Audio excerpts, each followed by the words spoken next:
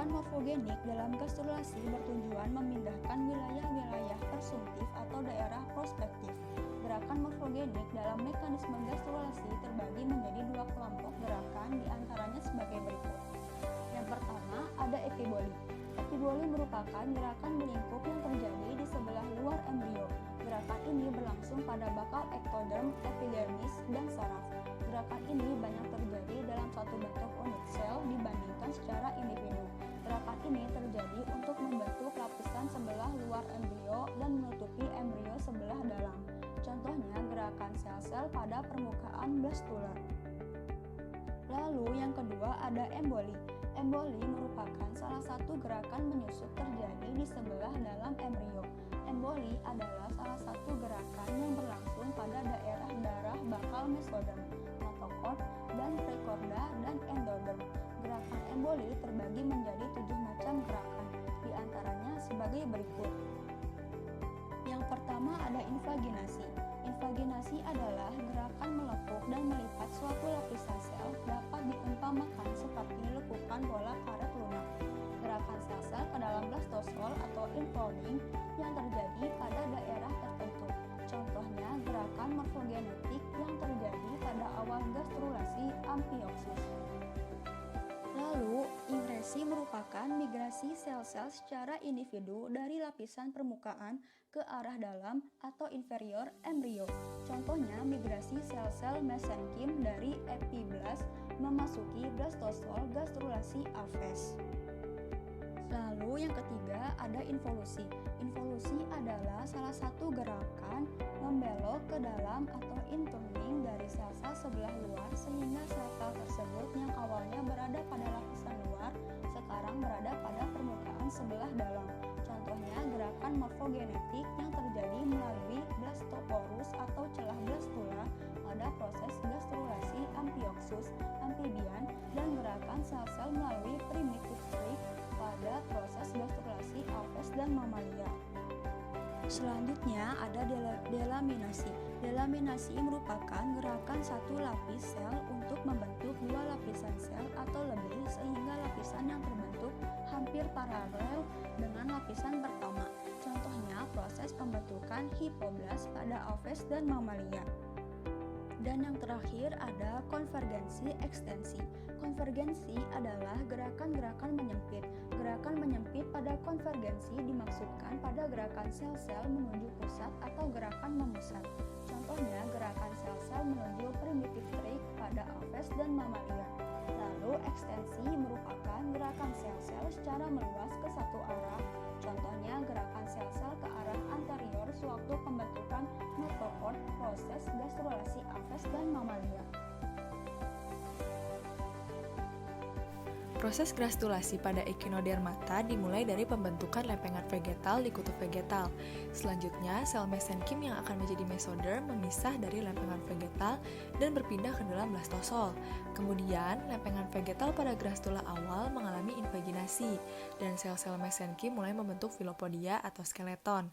Sel-sel endoderm membentuk arkenteron yang nantinya akan menjadi saluran-saluran pencernaan.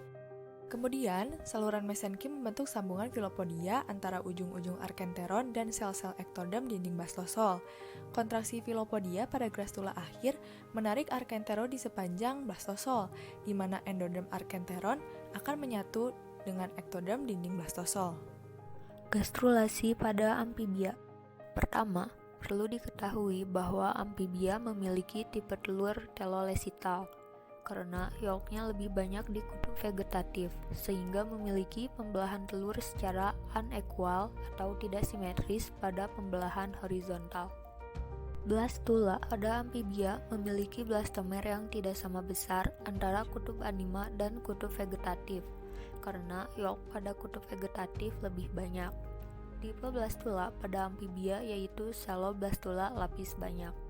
Jika blastula dibelah menjadi dua bagian, maka akan terlihat sel berbentuk bola yang berisi cairan.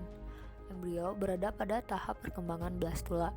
Sebagian besar yolk berada di kutub vegetatif dan bagian yang lebih kecil di kutub anima. Tiga warna ini mewakili tiga lapisan jaringan yang menjadi tahap awal perkembangan embrio. Warna kuning untuk endoderm, merah untuk mesoderm, dan biru untuk ektoderm. Pada awal tahap gastrulasi, beberapa sel di permukaan yang disebut sel tabung bergerak ke bagian dalam embrio, diikuti sel lain di permukaan. Pergerakan sel ke dalam embrio dapat terlihat jika kita menambahkan warna pada sel di permukaan. Pergerakan sel ke dalam embrio membentuk bibir dorsal. Pada saat yang sama, ektoderm meluas di sekitar permukaan embrio. Proses ini disebut epiboli. Pada proses gastrulasi, terbentuk ruang yang disebut arsenteron saat blastosol semakin menyusut. Arsenteron adalah usus primitif yang dikelilingi jaringan endoderm. Endoderm berasal dari luar embrio. Rongga terhubung ke bagian luar melalui blastopor yang akhirnya akan menjadi anus. Ketika ektoderm meluas di sekitar embrio, terbentuk sel tabung lainnya. Sel tersebut bermigrasi ke dalam embrio dan sel permukaan lainnya mengikuti membentuk bibir ventral blastopor. Pada akhir gastrulasi, ektoderm telah mengelilingi embrio. Endoderm ada di bagian dalam, ektoderm ada di bagian luar, dan mesoderm ada di antara endoderm dan ektoderm. Selain itu, peta nasib telah ditentukan. Peta nasib yang dimaksud adalah sebagai berikut. Endoderm akan membentuk saluran pencernaan, pernapasan, dan struktur terkait. Mesoderm akan membentuk rangka, sistem sirkulasi, otot, sistem ekskresi, dan sebagian besar sistem reproduksi. Sedangkan ektoderm akan membentuk kulit, organ indera, dan sistem saraf.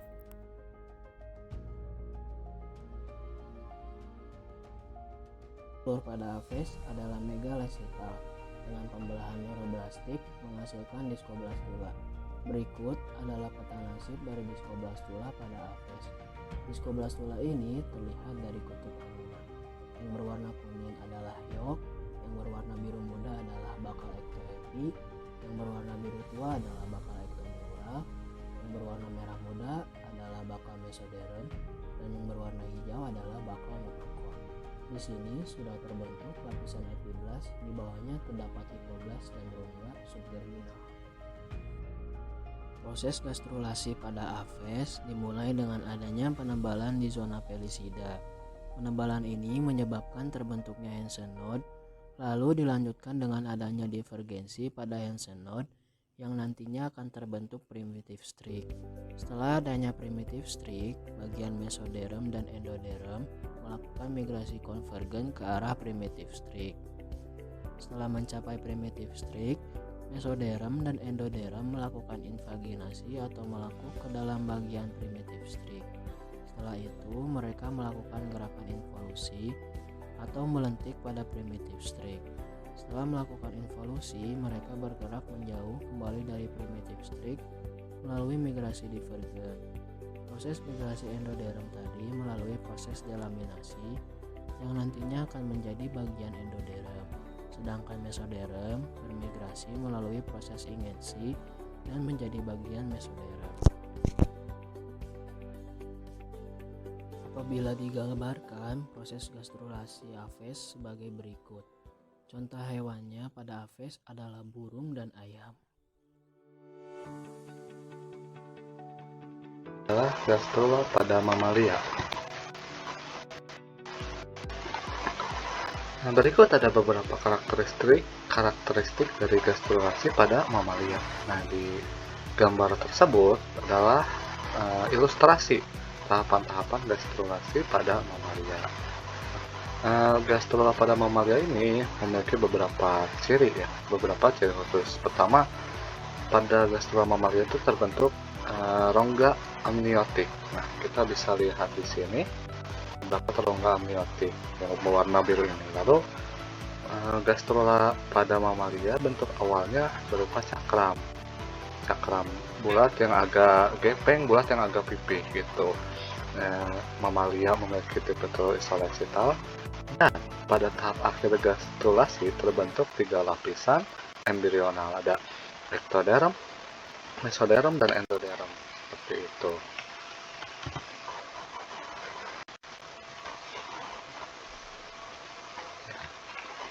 Lalu berikut ada video ilustrasi bagaimana gastrula pada manusia terjadi.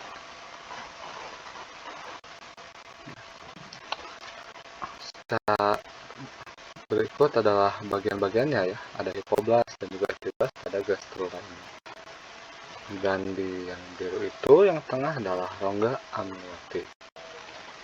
Nah, gastrulasi pada mamalia ini terjadi dari blastokista. Blastokista yang terdiri atas trofoblast dan massa sel yang merupakan bakal tumbuh embrio. Pemisahan pertama dari sel-sel pada massa sel dalam adalah membentuk hipoblast yang membatasi rongga blastula dan akan menjadi endoderm kantung Yolk. Jadi sudah ditunjukkan bagaimana strukturnya ya, gitu.